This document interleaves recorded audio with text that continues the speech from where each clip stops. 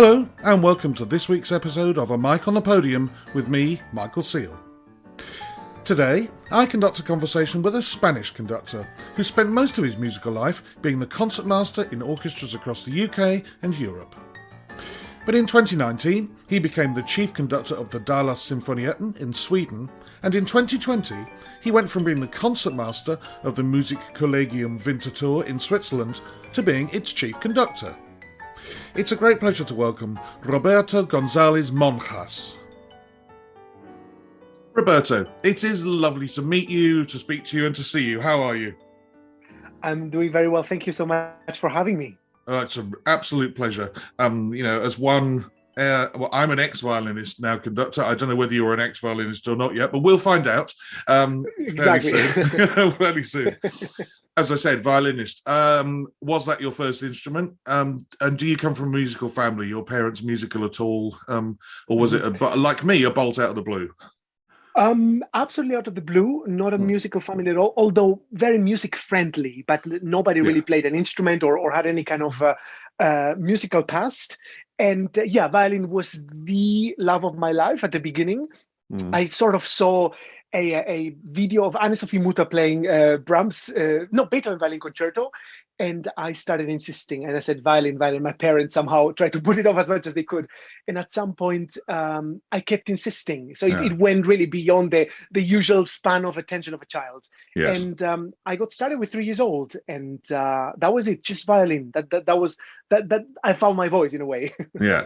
And where was this? Where was home? This was in Spain, now where I am, actually in Valladolid. It's actually quite an old historic city in the region of Castilla, which is it's famous for its battles and its castles and its very, very plain kind of geography. And this is where I stayed until I was 18 years old. And after that, I went on to other parts of the world to get started with studying. Now, I don't know the answer to this because I don't think I know very much at all about youth orchestras in various parts of the world. I'm assuming at some point you would have joined an orchestra or a youth orchestra or a school orchestra and encountered a conductor for the first time.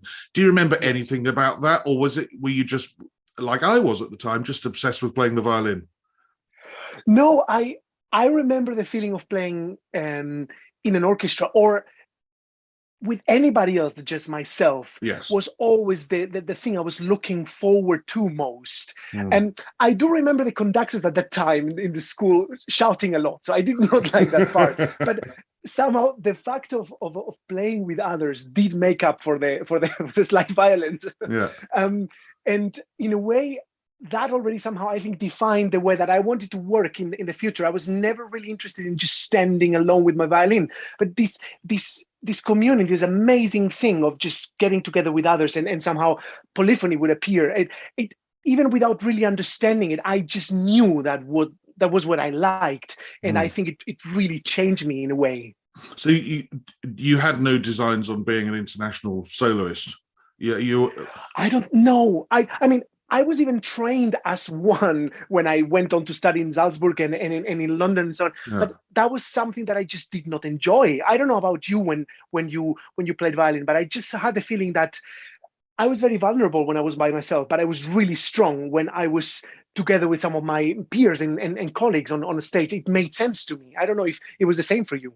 Absolutely the same. I mean, my listeners of the podcast will know this, but the trigger for me was watching a documentary on the BBC television when I was 13 or 14 about the London Symphony Orchestra, sort of fly on the wall. I think there were 4 episodes. Can you imagine that 4 hours all about the London Symphony Orchestra? It wouldn't happen now. But at the time, I remember thinking, so you play the violin for a job, you get paid a salary, you also travel the world, and they give you cash to spend when you're there, when you travel to these places. And there was a bit of Maurice Murphy, the first trumpet, was practicing the bits in the adverts whilst watching the television in the morning in his living room. I thought, and all they do is practice in the adverts and watch TV all day. This sounds great. But on a serious note, yes, playing with other people. And when I got to do concertos at Music College in Birmingham and beyond, I would be racked with nerves for a week beforehand. And then the first time I went out and conducted my very first concert, which was Brahms' Tragic Overture, Poulenc Organ Concerto and Tchaikovsky 6, I stood backstage thinking, there's no nerves. I'm just excited. Yeah. This is different. Yeah. You know. That's so funny that you say that, because I mean, I still play and I'm still active with the violin. I still play solo. And there's such a difference. Yes. Between those two experiences, and it's true, I have such a degree of excitement and happiness, and really, I mean, maybe some really positive nerves, let's say, some excitement when I go and conduct.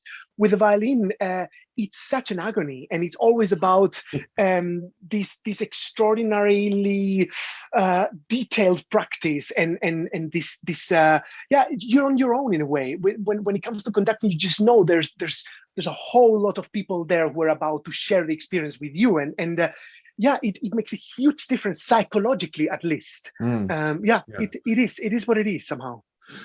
It's a phrase I've used occasionally. I use more and more often. Where, you know, when are we bitten by the bug of conducting? An old friend of mine calls it stickitis. Håkan Hardenberger was told by a teacher he'd drunk stick poison. Do you remember when it might have happened for you, or was it a gradual thing?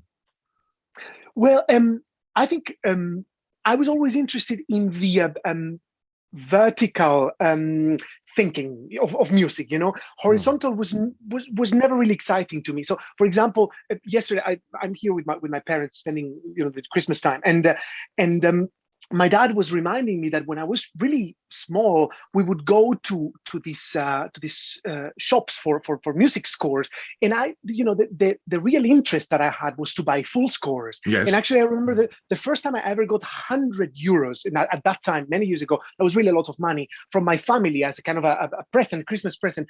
I went on and bought Berrios Sinfonia.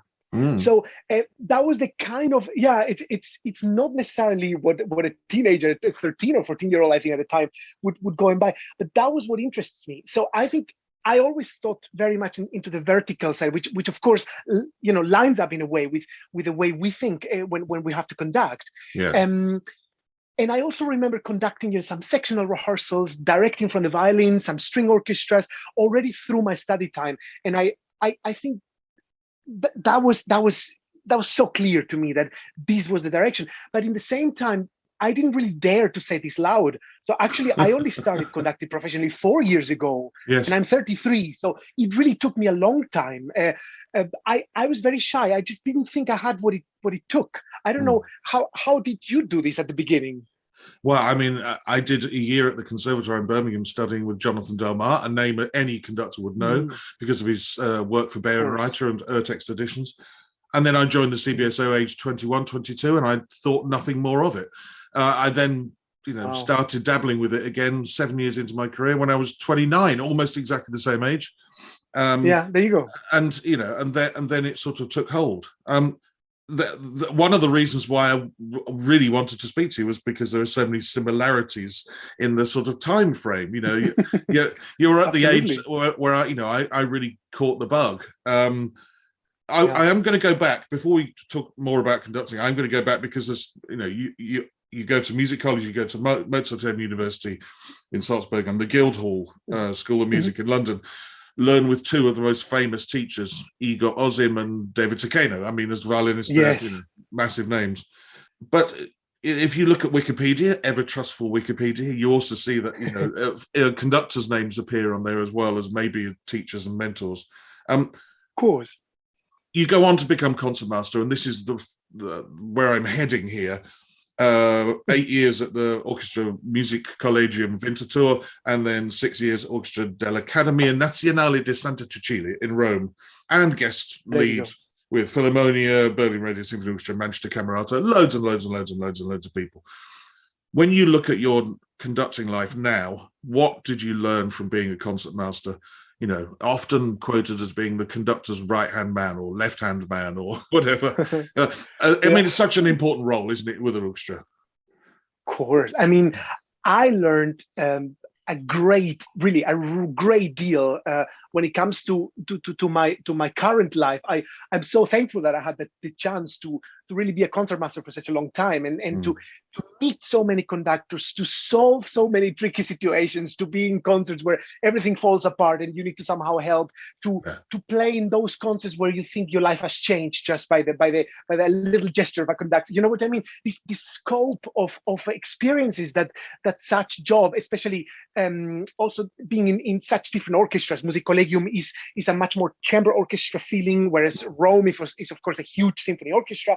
So I also really got to do a lot of different repertoire and play with the specialists and play with the great conductors and with not so great conductors, and really it taught me a lot about the feeling of the orchestra. That you can it better than I do. You can smell when you're taking too long to explain an idea. You can smell when the orchestra is really catching on to what you're saying.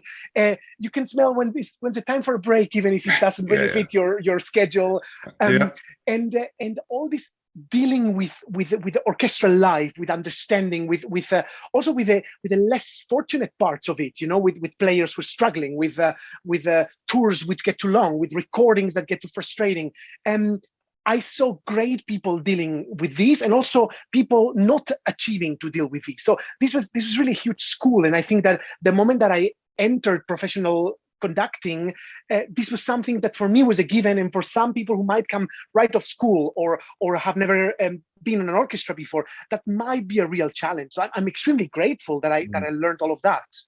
Oh well, I've said it before. You can't buy the sort of experiences that you've had and I've had, and you're so right. You can smell the air. I think if I don't have a break in the next 5 minutes, there's going to be trouble with the orchestra. Or there you go. you get within 10 minutes of the end of the session, and you think, well, I could do that, but actually, I feel the time is right to stop now. Yes, 10 minutes early is fine. Or 15 minutes early is fine, and you get the feeling from the orchestra. You understand them. It's just, were there specific conductors that you sought advice from about conducting in general? I mean, you have a sort of, as the concertmaster of an orchestra, you have a much closer relationship probably than anybody else does. Even if they're a guest and you've never met them before, it is your role to be almost the representative of the orchestra. Were there people you picked the brains of? Well, of course. I mean, in Rome, I was the luckiest guy to have Tony Pappano as chief conductor, who's one of the most inspiring artists that I know, but also one of the most generous. Yes. And the moment Tony knew I was conducting, he was the first one who said, if you have any doubts, if you need anything, just come, just let's talk, bring a score, and we'll just read it together, talk about it together. And that, of course, was an amazing thing. Tony's such a busy guy, so sometimes I didn't trust myself to just keep going and go for every little thing. But I do remember in lightning sessions, I remember once I told him, this is the first time I'm going to do a bigger choir piece, and for the Requiem wasn't something that huge, but still it was important for me to deal with the choir in a certainly effective way. And he's such a master with dealing with big masses of singers, for example. And I remember that being enlightening, and I still use some of those little tips that he gave me about the ends of the consonants, the way the staggering the breaths and so on. And it was fantastic. I remember great conversations with Colin Davis when I was, for example, playing at the Gustav Mahler Youth Orchestra. And I wasn't even a concertmaster, but I just dared to go to him and basically just ask him some things. And I remember Semyon Bichkov or Jakub Ruja, lots of different people. And you also have to feel it, right? Yes. But in general, whenever you have a partnership with a conductor and you start playing together, they always have 5 minutes for you, and those 5 minutes might really change your life, as you know so well. So for me, these were very important moments, because they also made me realize things that I didn't know, and I still have them in my brain as imprinted moments of real importance in my life. So yeah, absolutely.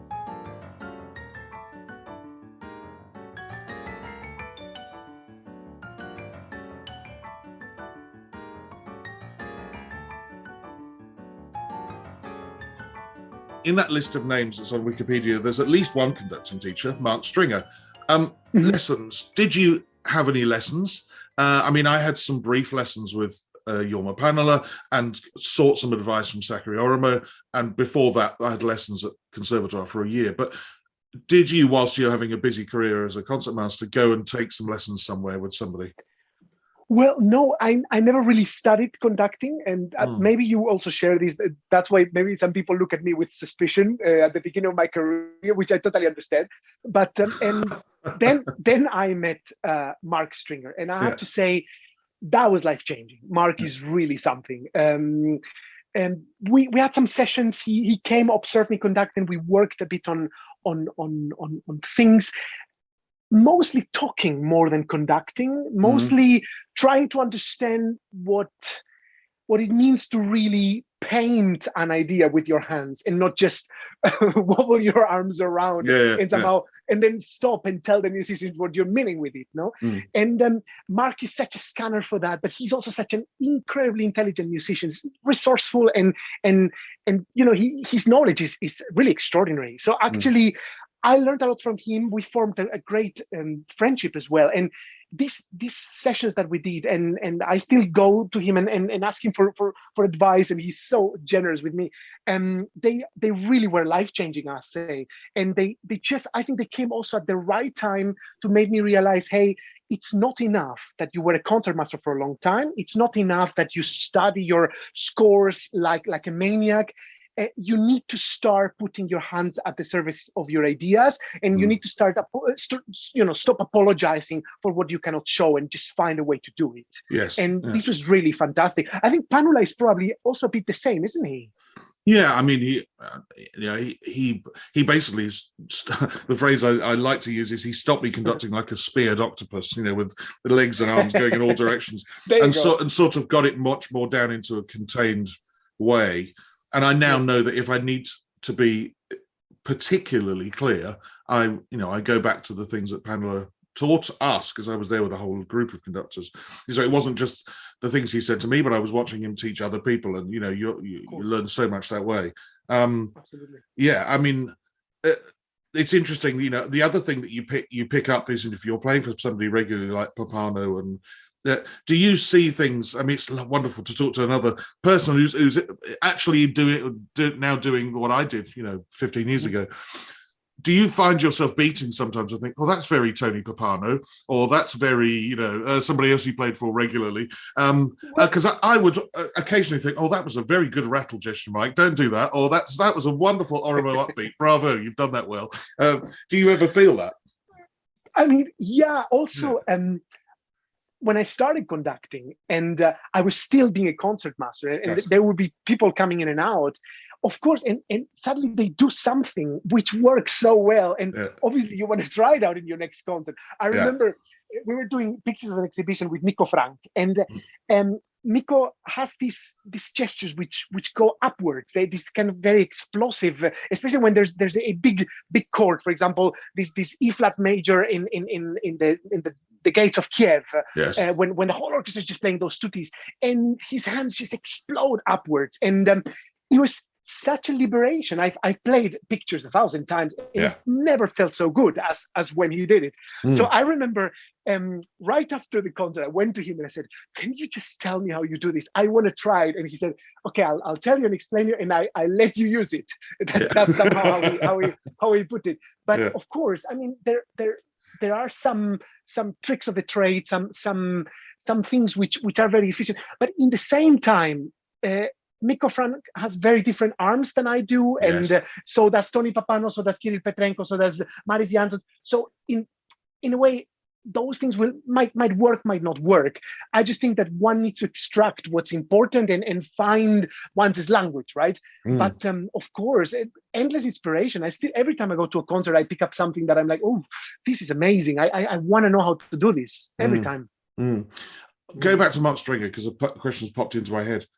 When I chatted to Mark Stringer, we had quite a discussion about, the fact that I'd said in an earlier episode that it's perfectly possible for a conductor to be a great conductor and not have very good pianism skills, which he said he thought he disagreed with me, frankly. He said, no, he thought the greatest conductor should always be able to play the piano and be able to play through a score.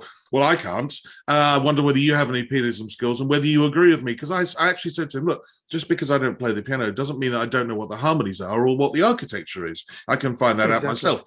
admittedly a little slower because I'm not, working it out the piano. But well, and we're going to come to score preparation later. But yeah, I wonder whether you agree with me there.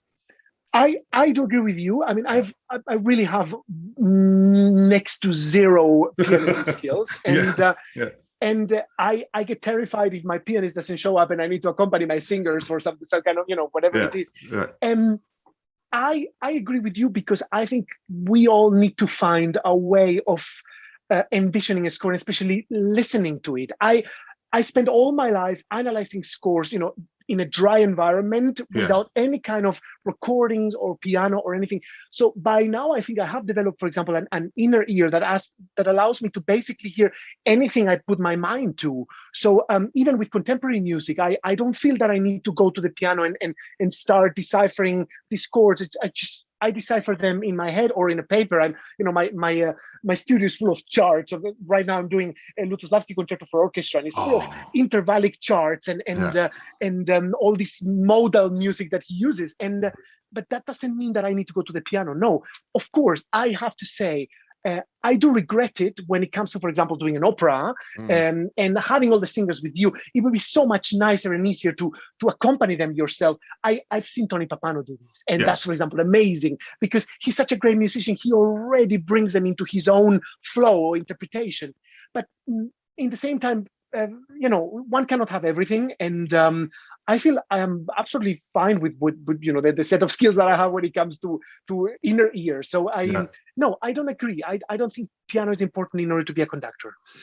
And, the trade-off being is that having played in orchestras, we know things through our experience of playing in them that pianists don't ever get because they don't often play in the orchestra. So there is a trade-off. In 2019, you started as chief conductor with the Dala Sinfonietten in Falun, Sweden, an orchestra I'd not heard of until I looked you up. But then I'm assuming it's already started. Is the big change when you swapped seats? Well, you didn't swap seats. You stood up out of your seat as concertmaster and became the chief conductor of your own orchestra in Winterthur at the Music Collegium. Yes. It doesn't happen often. Let's say it very rarely happens. I can think. I think Zachary Oromo was one of the concertmasters and then ended up conducting his orchestra as boss. But I can't think of many. And maybe you're going to put me right. Well, we actually tried to make a little bit of research because we thought this is unusual. Yeah. And actually, a concertmaster who automatically, right at the end of his concertmaster tenure, went onto the podium. We couldn't find anybody until we came to Chevalier de Saint-Georges, the mulatto concertmaster of a Concert de la Loge Olympique in Paris, a contemporary of Mozart, who after being a concertmaster for several seasons, then he went on and became the chief conductor. But actually, I mean, it's obviously totally anecdotic, but I thought it was a funny coincidence in a way. But it doesn't happen often, and I'm very well aware of that. The orchestra is very well aware of that, but we did somehow develop such an extraordinary bond. And anyway, my task as concertmaster in Winterthur involved so much of also directing from the violin and even conducting and having a strong musical input that it somehow felt like really a natural thing. And we also saved these two get to know each other years when the conductor doesn't dare to really deal with the problems and the orchestra doesn't dare to say how bored they are the conductor. We know each other's strengths and weaknesses, and we just get to work. And it's such a pleasure. I really love it. It's working very well, actually. Well, bravo you. I mean, the analogy I was just popped into my head was, most orchestras when they choose a new chief conductor or music director is done on 2 or 3 dates beforehand, and they meet each other. Absolutely. And then, I remember this with both Zachary and with Andrus Nelson, who I played for 5 or 6 years before I stopped playing. And then there's the honeymoon period where everybody loves each other. But it's a couple of seasons in, the second season, sometimes the third season, when the marriage really starts and you discover whether the marriage is a happy marriage. But it sounds like, you've gone straight into we're happily married because you already had the relationship, so we already had 8 years of it. Exactly, yeah. So the orchestra's not sitting there worried about the tricky second or third season, because they know what to expect. We've shared so many experiences that I also know it helps me so much also to shape up the seasons, the programs, the tours, the recordings, because we've gone through so much together, very good and also not so good, because as an orchestra, there's always ups and downs. So in a way, it also helps me to create an even more tailor-made experience from my own point of view for the orchestra, and they also can communicate more freely and with less inhibitions than as if I was a newcomer who they don't want to upset just yet, or they don't understand how I'm going to react. We know everything about each other, so it's actually strangely comforting. Well, yeah, and the other thing is of course, you become the figurehead of the organization of the orchestra, and where the orchestra is based. But you'd already worked there for 8 years. About Winterthur. And therefore, the orchestra knows, well, of course, he's got our best interest at heart. He was one of us for 8 years. So he's bound to want the orchestra to grow and go in certain directions and and serve the community and all that sort of stuff. There's no worries in that regard either, because they know that you're one of them, and that's... So at a point where also orchestras are suffering because, cutbacks and so on, I think it's brought a great deal of peace to the politicians, to the sponsors, to the orchestra, for example, to know that somebody from the orchestra is taking over, because in a way they also think, okay, this person knows what we have and we trust him and we know him and we've already seen him and we've already dealt with him. So it's a nice thing, because as you know, often when a new conductor arrives, also in this part of the business, there's a big shifting of things, because not every sponsor is going to trust you from the very beginning. Not every politician is going to get used to you, and that has, for example, been very, very easy, which is I appreciate very much, actually. Yeah, well, that's wonderful.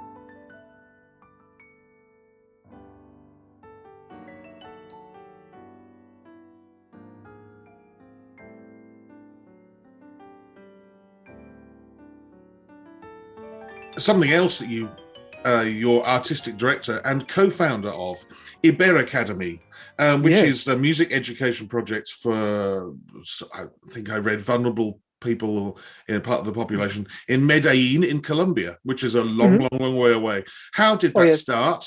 And how often do you go? What sort of things do you do? I'm fascinated by the idea of it.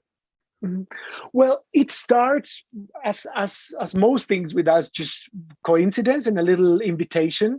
A very good friend of mine is a Colombian conductor called Alejandro Posada, and Alejandro used to be the chief conductor here in Valladolid. He gave me my first experiences as a soloist. He trusted me before anybody else did. Yeah. And he, as a Colombian conductor, always felt that Colombia didn't have enough chances, so that its young talents, its young musicians would be able to access musical education of first degree. So he started trying just to get things moving in his country, and he asked me to come to just play, do some things, and we started realizing that there was a very strong interest from some of these talented kids who, by the way, also come from extremely complicated circumstances. Yes. In music, in understanding more, in getting to know more, and their hunger was extraordinary. The way they took what we gave them, and the way they transformed it into something beautiful, something useful for the community, without us even meaning to. It was phenomenal. So we founded this project. Had several names. Now it's called finally Iber Academy. And by now, 10 years in, it's become something much bigger. It affects many other countries, including Bolivia, Peru, Brazil, Cuba, Venezuela. And it means we try to provide those very talented kids and young music students with all the tools that they could not really usually get in Colombia, so that they, as I always say, we teach them to fish so we don't have to fish for them. Yes. And it's amazing to see now we have a double bassist playing with the Vienna Philharmonics. We have a cellist teaching in the Bern Conservatoire. We have a whole generation of kids who are already playing in different orchestras over the world. But also all those kids are giving back. They keep coming back to Colombia. We've created a circle of exchange of information in which everybody is in a way giving back for what they received years ago. It's very special. We do everything. We do from individual lessons, chamber music, orchestral training, psychology, stage fright, psychotherapy, whatever they need. And of course, we base the whole thing in orchestra. So actually, my very first conducting, real conducting experiences, and when the first time I led a symphony from the violins was in Colombia as well. So I think I've learned much more than anything I can teach to my kids, even when they're so grateful usually. But it is very special. We use the orchestra as a tool to make them understand that, together one can get things done quicker, faster, more beautiful, stronger in a way. And it's quite an amazing thing, I have to say. We went from doing Mozart Divertimenti to doing later in the season Rite of Spring here in Europe. So it's not a bad thing, I have to say. Well, bravo you, and it sounds like an incredible thing. It's something I didn't know anything about, but I've looked up and read online, and it sounds an amazing thing. And to give those kids a chance and to have such obviously passionate expertise given to them, it's wonderful. Bravo you. My mom, she's a pedagogue. She's all her life she's taught in university, and she writes books. And my dad also writes books. They've always been about communicating their passions and their field of expertise to others, and not wanting money for it, but just because they're so passionate about it. And I think that stayed on with me, and for me it really is a very important part of me. I try to collaborate with as many youth orchestras as I can, and I try to teach as much as I can as well, because that's not a part of the business that will make you rich, but that's really not the point. The point is that doing that, I think it's such a necessary thing to pay it forward, to give something for all the things that I've received during my study time, for example. I couldn't be more lucky about it, Yeah. Well, it might not make you financially rich, but it makes you emotionally rich. I agree go. With you. Exactly. I conduct youth orchestras still. I conduct 2 amateur orchestras as well. Both of them very, very, very good. And I wouldn't miss it. I wouldn't want to stop doing it, because there you go. And also teaching, conducting. Why keep hold of these secrets that you've learned, or things that we've learned as orchestral musicians? Let other people know and pass on your experiences. I think it's so important. I couldn't agree more. Good. One final question before we do the 10 questions, and it's the one that everybody has been asked. When you come to learn a new score, and we know that you don't sit at the piano, we've learned that already. Yeah, we know that already. You might pick up your violin to put some bowings in, but how do you do it? When you start, do you start from a big overall view of the score and then zero into micro details, or go from page 1 to the last page, or even do an Omar Meir-Welber, who says sometimes he learns the first page and the last page, then the second page and the penultimate page, and works his way in, which I haven't tried yet, but maybe I will. I haven't either, I have to say. and for the conducting geeks amongst us, are you a scribbler? Are you a red, blue, black highlighter pens, or do you keep them pretty clean? I'm a rainbower, actually. I use colors. Yeah.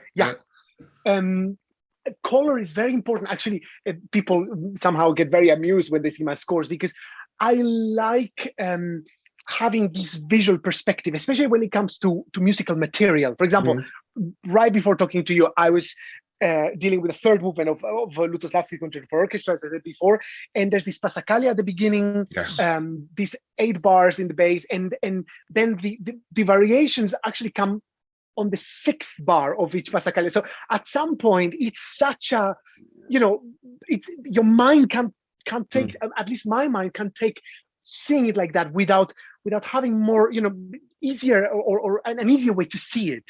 Yes. So yeah, I use colors in order to, for example, codify the themes or the musical material. That helps me a lot, especially in scores like, I don't know, Zarathustra or anything that has to do with Strauss, with Wagner, everything that has to do with a lot of motivic development. This is something that I like to use. Now, when it comes to the scores, how to start? It's a good question. I try to be very methodic, but in the same time, the more I do it, the more I understand that every piece speaks to me in a different way. So what I'm trying to walk away now from is approaching every piece the same way. My modus operandi until now has been to go from big to small and to always do structure first. And then the moment that harmony comes into play, then that also means motivic development and thematic development. And very often that already brings to phrasing. And after a while, it's kind of all clear. But I mean, after years, there's also sometimes when you don't need to write anymore whether this is a tonic and a subdominant and a dominant in a Mozart symphony, right? So I just let the piece tell me something first. So very often I'll just read through the piece several times. One of the things that I really avoid is listening to any recordings. Okay. At any given time in the I don't know, at least 6 months if I can before I start studying the score, because I find that even residually there's ideas staying in my ears that might not let me really see what's written, but rather what I already hear in my head, So I try to be very fanatic about this. Then later, once I've analyzed the score, I'm very happy to listen to things just to start understanding also the world of sound, the different ideas that have been already put on the table, but not before having really given my everything into trying to create my own vision of the piece. This is very important. But yeah, I would say methodically I would go always from big to small, and really at the very end just get into the intervallics and the microbiology of the piece. But lately I'm also trying different things and letting scores, maybe sounds a bit metaphysic this, but letting scores talk to me and then see what it needs. And sometimes maybe not as let's say as funny as what Omer just did with the last page and the first page, but yes, sometimes it's just this section seems really apparent, so I will do this section, and then this fugue in the other movement is now so clear, and then little by little completing the puzzle, not just from the corners, but rather from the inside of the puzzle. That makes perfect sense. Work in progress, I guess. Yeah, exactly. Yeah, and I was going to ask about recordings, but it sounds like you I sort of do it a similar way, though I do. If I'm going to learn a piece, for instance, when I learned the Lutosławski, I think I listened to a couple of recordings with the score open and just sort of made some light pencil marks, occasionally saying, don't do that. Or, having heard it. Of course. But then I will, literally not listen to a recording again until I've gone all the way through it with from big to small, fine tooth comb and whatever. And then at the end, I might listen to another couple again, just to see, as you said, what the great conductors have done in the past, or what the latest version by the latest, conductor is. But by then, my opinion's been formed. And, occasionally I might go, oh, do you know what? That's a really good idea. But more often than not, I'm sort of got my plan.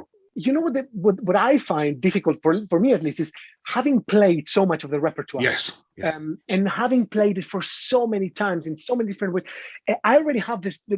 Most of the pieces are still in my ears, be it in a more or less present way. So somehow, by reading the score, you can awaken all the harmonies and all the colors. But more often than not, I find that. Especially when it comes, for example, to Beethoven or the Mendelssohn, Schubert, Schumann, Brahms, there's so many ideas which are in traditions, and now with traditions, I don't necessarily say that say it in the positive way of the term, and ingrained in the DNA of what we do in the orchestras and conductors and all over the world, that I find it so dangerous, and often I I just need to. I mean, thank God I live alone, and therefore I don't have anybody to judge me. But sometimes I just scream or sing while screaming, at the top of my lungs, trying to really convey the line that I want, not the one that I have in my mind because of this tradition, until it starts making sense. Because it's so hard to fall into the trap of just doing whatever you've done in the past, Yes. Or somebody else has done in the past. Mm. And for example, in the Brahmses, I find it horrible because there's so much material, all these Walter Blume books and all these things that tell us that Brahms was played in such a different fashion than we play today. Yes. And yet, whenever you start looking at the score and you say da-dum, da-dim, da-dum, ba-bum, and it's always the same. And it's so hard to let go of those preconceptions. And yes. It takes me months sometimes to really start listening to the idea that I really want in the way that I want it. It's frustrating, but it's such a fantastic process. Absolutely true. Then you come in front of an orchestra and you sing it to them, and they look at you as if you're mad. Yeah, yeah. Well, they do that. They do that regardless with conductors, as you well know. You're right. As you well know. I remember when I first started conducting, and each time I would conduct a Beethoven symphony for the very first time, to get the interpretations out of my head that whoever, whether it was Simon Rattle or Zachary or whoever had come and done it, to get them out of my head, I would immediately open the score, and the first thing I do is listen to the Roger Norrington recording of of course, at a different pitch, at a different tempo than anybody else, and it would immediately take all of that, it would wash my brain clear. But it sounds like what you do by singing and by screaming and shouting and whatever, and even sometimes picking up a violin or whatever. It's trying to get whatever is in your head, out of, and especially if you rehearse with somebody like with Simon Rattle, for instance, when we did all the Beethovens, we rehearse them, and we could play them almost without him being stood there. But it means that it gets lodged in your brain, and when you come to conduct it, you need to unlodge it and look at it freshly with your own eyes. And also because those conductors and those pieces, they're so epic. And yes. If you don't have a vision for a Beethoven 5, then you probably shouldn't conduct it, right? Absolutely, yeah. And when you've played it and it's been convincing and it's been wonderful, then of course it's really hard to get it out of your system. But I maybe some people think this is arrogance. I really don't think so. I just think we all need to go through our own process of learning, and also through our own discovery of these pieces. And even if it means making mistakes and finding outrageous ideas, but it's rather that than just following blindly whatever other people have done in the past and not asking why. Yes. And this is something that I live by every day, and I think it's very important if one wants to have also a sustainable musical life, as a conductor. People want to hear your version. They want to hear you do your thing. If you're going to conduct Beethoven 7, they want to conduct Beethoven 7. They don't want to hear another replication of Carlos Kleiber's performance at the Concertmaster. They don't want which that. I love. Yeah. But So, exactly. Yeah. There you go. If you are new to this podcast, you may not know that there is another way you can learn about conductors and conducting by subscribing to my Patreon page. You can hear interviews with musicians, composers, soloists and managers and hear their thoughts on conducting and conductors. You can read my diaries when I go and guest conduct. You can take part in group meetings with other like-minded fans of this podcast. You can read articles on conducting and conductors and also see videos of the great conductors, and you can even have conducting lessons from myself. All of this is available at patreon.com/a mic on the podium, and from just £5 a month, which is less than a pint of beer in most places, you can gain access to this ever-growing resource on conductors and conducting.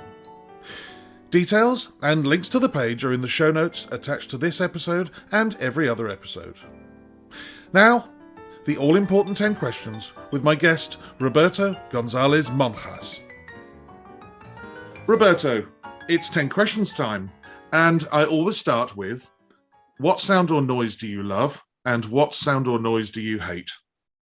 Oh, well, hate, I know for sure that's construction. I can't stand it. I just it gets on my teeth. I hate it. which I love. Well, maybe two. One is the sound of cooking. The sizzling, the boiling, the simmering. I love cooking. It's a very comforting thing. Yeah. Soup bubbling away, for example. Yes. And nature in general. I'm very close to nature, and just being in a mountain, that gives you already everything you need. Basically, that sound is the connection that I have to nature in a way. I the same as breathing the pure air. That's yeah, I would say so. If you had 24 hours free, what would you spend it doing? Well, in line with the last question, I think I would either be hiking, doing something in nature, or something sporty, or cooking. Yeah. Cooking is my therapy, and I love cooking so much. So I can also spend a whole day just batch cooking for the next week, and I'll spend 6 hours, 7 hours cooking, and I'll be the happiest guy in the world. Yeah. So either cooking or something in nature. That's probably my comfort zone, I would say. Yes. And when you cook, are you somebody who buys lots of cookbooks and tries out various famous recipes, or are you somebody who stands in the kitchen with a whole load of ingredients and thinks, right, what am I going to conjure up today and experiment? No, I mean, I like recipes as a start. Yeah. I love trying new recipes, and I just love handling ingredients in the fairest and best possible way. And from then onwards, I start my own experiments. But I don't just, I don't see bacon and I don't know, and pears and tomato sauce and hope to make to discover something. No, you know what I mean. Yeah, I know what you mean. Yeah, my wife and I watch. There's a show on BBC television called MasterChef: The Professionals, which is professional cooks doing cooking off against each other, and we absolutely love that program. But sometimes you hear strawberries with fit. Yeah, exactly. But strawberries with fish. Monica and what's the name? I watch all these videos as well. Yes. Monica and Marcus. Yes. The 20 minutes and I love it as well. Yeah. But it's when they put things like strawberries with fish, and we sit there thinking, "Would you eat that?" No, I'm not sure I would. But yeah, somebody's got to try it one day. So bacon and pear. One has to be also adventurous, Yeah. Try it. Try bacon and pear, and then email me and tell me whether it works. I'll let you know. Number 4 should be a nice, easy one for you. Who would be a favourite conductor or conductors of Yesteryear? Interesting. Funny, because I was thinking about this not long ago. There's so many, but actually, if I had to say just one name, I would probably say Nicolas Harnoncourt. Brilliant choice. There's so many great conductors who, I love the interpretations of so many wonderful. As you were talking about Kleiber, there's Barbirolli, there's Klaus Stemster, there's lots of great people. But actually, what I like about Harnoncourt is not just interpretations; it's the fact that he got us all to think twice before ever giving a downbeat. He was such a great communicator who made me and I think so many generations understand the necessity of thinking outside the box, of going beyond the notes, of understanding the context, of being faithful to the text, on understanding the vision behind the piece and giving it the respect that it requires. And I think probably some of the most strongest influences and experiences that I've had to do with Harnoncourt, either his books or seeing him rehearse in Salzburg or getting to meet him many, many years ago. So I would say probably, that's him for so many reasons. Harnoncourt, yeah. Totally agree. He was one of my two choices when I gave the answers to that question in episode 50. There you go, wow. For pretty much similar reasons. The question that some conductors find a little bit harder, though, is can you name some current favourite conductors or conductor? Oh, sure. Up to you. But, as I said, some people find it difficult to answer. Some people don't at all. Well, you see, I've sat in an orchestra, and I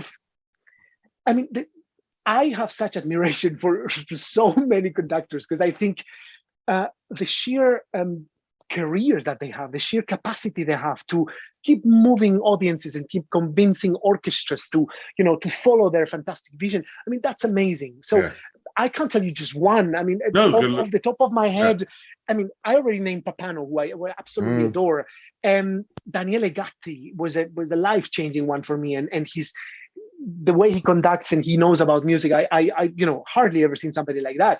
And watching Telemann conduct Meistersinger on the first row in Dresden, and seeing him do all these things that I've seen him, unique. Semyon Bichkov, and Zachary Oramo, you mentioned him before, who I absolutely adore. I remember at Sibelius First that will never, ever, ever leave my mind. Andris Nelsons, you also mentioned before, but also people like Andrew Manzi, for example, who is now doing extraordinary things with Mozart and Beethoven and Mendelssohn.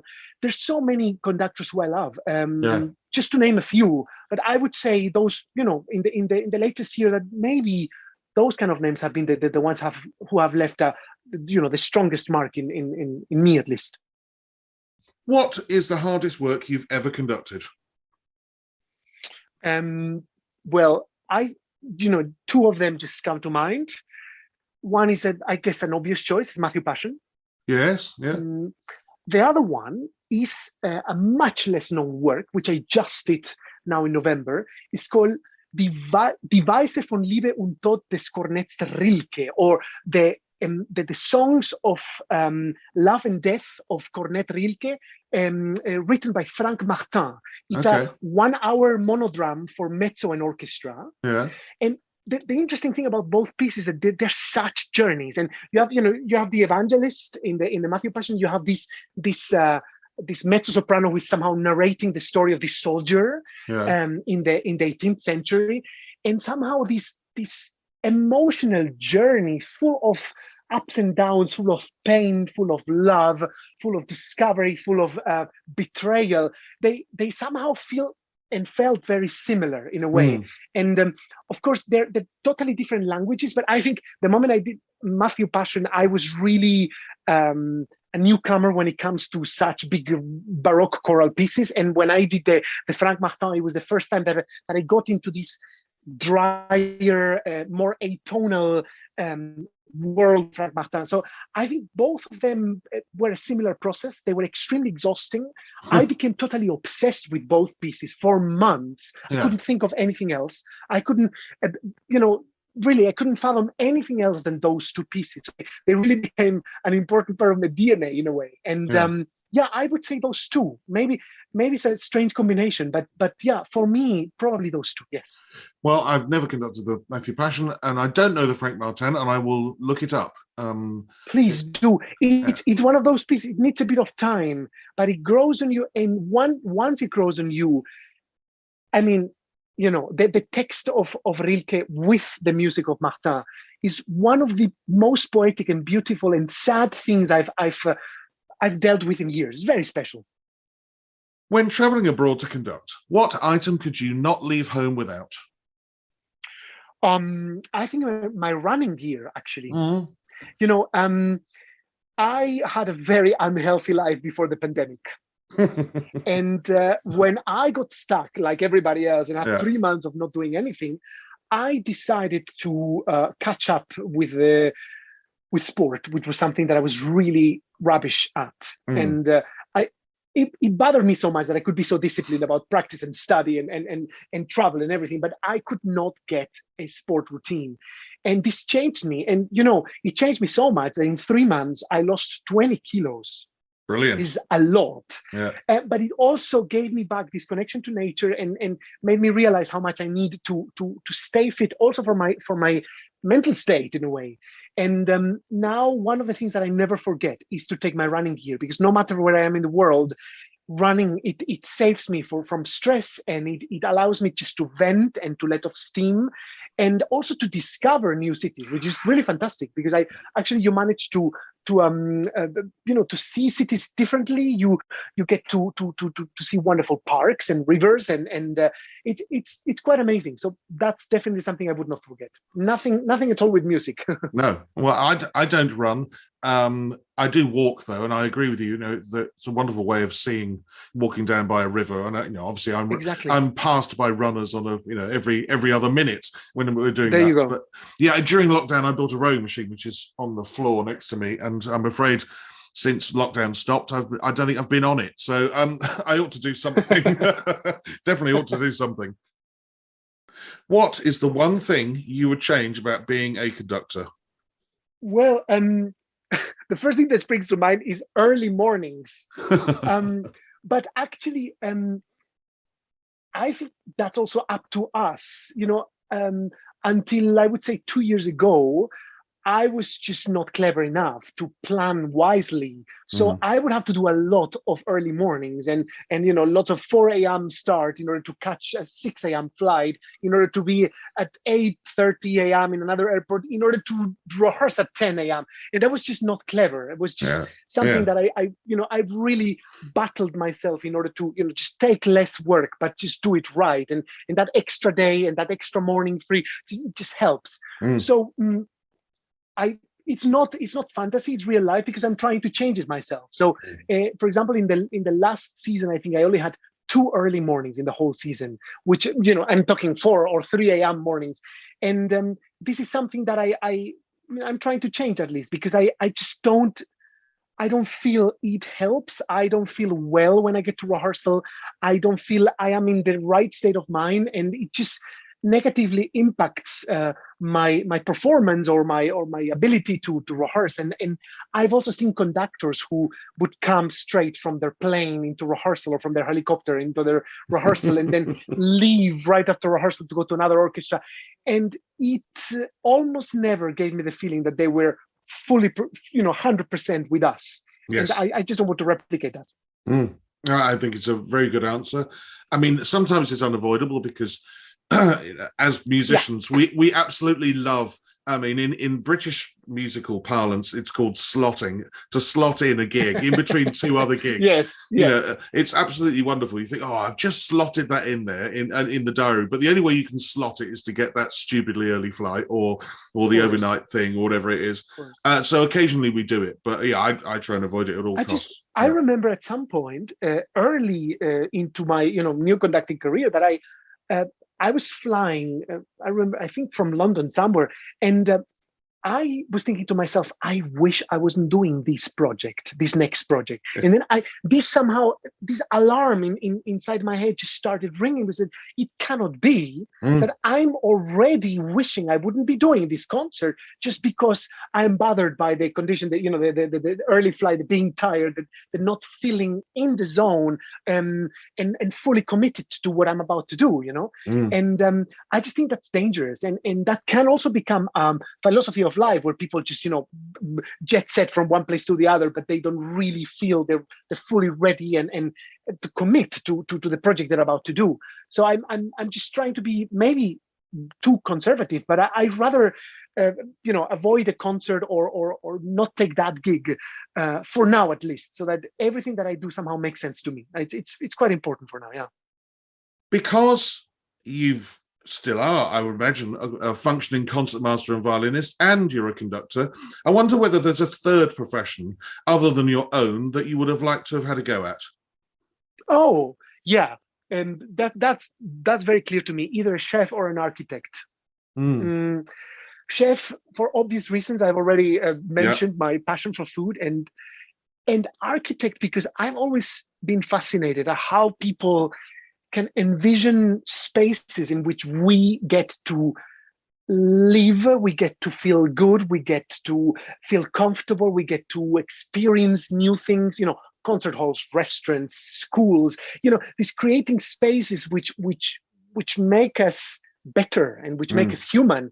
I find it, in a way, it's what chefs and architects and musicians do is not so different, is it? No. We're trying to create spaces where people have experiences, where people can travel in time, where they can remember, where they can discover, where they can feel, And I've always been very fascinated by those specific 3 things, food and architecture and music. So yeah, I would say so. The only problem is that I was rubbish at math. So I don't think I would have ever been able to be an architect, but with food, I'm pretty sure I could have learned how to cook. So yeah, still, I would say those 2. Yes. Well, there's a growing list of people who've given the same answer, and I am one of the people on that list. And I think it's also partly because with architecture, you're looking at building a building, which you're looking at the overall picture of it, the size, how it looks from the outside. But proper architecture is looking at where all the electrics go, where all of the waste disposal goes. And it's so similar to learning and processing a score to conduct it. You look at the whole overall picture, but you're also looking at the bowings of the violins, where the woodwinds are going to breathe. How does the percussionist have enough room to get from his side drum to his xylophone? All of those little minutiae things. I think there are lots of similarities. And of course, running a team of chefs in a restaurant is exactly the same as conducting an orchestra. And we've got to question 10, and seeing as you've mentioned food in at least 3 of your other answers for the previous 9. Exactly. I'm sorry. I'm just no, it's fine. Question 10, I can't wait for the answer. Question 10, of course, is if the world were to end tonight, what would be your choice of final meal and drink? Oh, wow. Well, I mean, I'm a bit of a geek, so I travel the world eating, or I eat the world while traveling, however you want to see it. But actually, if the world was ending, I'd go back to the roots. Every time I arrive here to Valladolid, where I am, my parents always cook the same dinner the first night that I'm here, and that's Spanish tortilla, omelette, the potato omelette. Jamón ibérico, this beautiful cured ham, a bit of olive oil, wonderful freshly baked bread, and a great bottle of Ribera del Duero. In this case, I would maybe say, Vega Sicilia Único 1994 that I just tried. I'm also very passionate about wine, and it blew my mind. But yeah, something to do with the roots, the flavor at home. I would say so. I also like fine dining and more kind of the posh things, but in a way, I have the feeling that like great music, great food is very often about comfort food, taking you to the roots. So the same way that you can trace back a little folk song in a Beethoven symphony, or a little waltz in a Brahms piano sonata. It's the same with food. So I would probably say that, just simple, but really so fantastically delicious. Just home by mom and dad. Yeah, well, it sounds delicious, and I love what you said about going around eating the world, or as you would go around the world. I'm exactly the same. I love going to restaurants, and I've loved this. I've absolutely loved the last hour or so chatting to you. We've never met beforehand, but we seem to have an awful lot in common, and an awful lot of common interest. We do have to now. And thank you. Thank you for inviting me to do this. It was really fantastic. Thank you. Real pleasure. Thank you for coming on. Thank you, Roberto. Thank you so much. A Mic on the Podium was devised and produced by Michael Seal, with music by Ben Dawson. Next time, I chat with an English conductor who shot to fame after winning the Leeds conducting competition in 2005. Since then, he spent 8 years as chief conductor in Nuremberg, and he is currently the music director of the National Arts Centre Orchestra in Ottawa, Canada. But until then, bye-bye.